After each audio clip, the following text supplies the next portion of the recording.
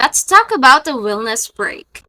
Pag-uusapan natin kung ano ang wellness break, sino ang qualified, at ilang days ang pwedeng gamitin, with the step-by-step kung paano mag-apply, based on the DepEd memo and the official DepEd announcements.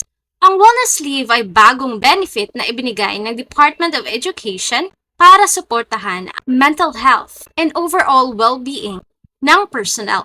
Ayon sa DepEd, ito ay para matulungan ng mga employees na mag-rest, mag-recover, at ma-maintain ang healthy work-life balance. Let us take note that this leave is different from vacation leave and sick leave.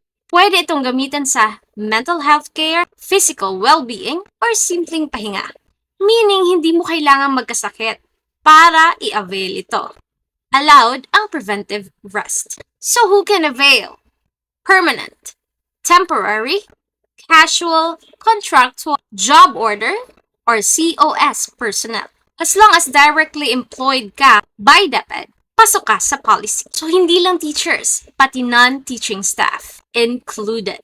How many days? A maximum of 5 days per year ang pwedeng gamitin. Pero up to 3 days lang ang consecutive na pwedeng paggamit.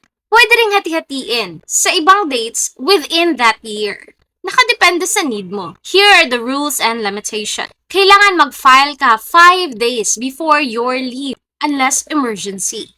Hindi din ito pwedeng i-convert to cash. Bawal ding i-carry over for next year. So it is advisable na ubusin mo per year kung kailangan mo. Confidential ang anumang mental health information na ibibigay mo that is protected under the Privacy Act. This is how to apply step by step. Step 1, you fill out the leave form. Usually CSC Form 6 or Division-issued leave form ang kailangan mong i-fill out. For Step 2, kailangan mong i-indicate yung type as wellness leave. Step 3, submit to your immediate supervisor or school head. Step 4, wait for the approval since it's still required dahil mga ika-consider na mga operational needs. Mas mataas yung chance kung early ang filing mo.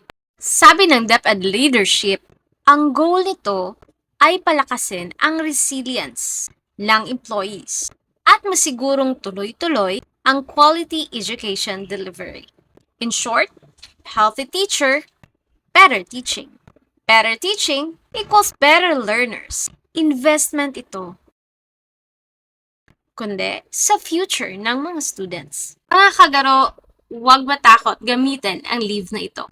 Wellness leave is not a privilege. It is a right under the policy. If you find this helpful, don't forget to follow and share. Stay healthy, stay inspired, and keep teaching with a heart. This is Teacher Grace.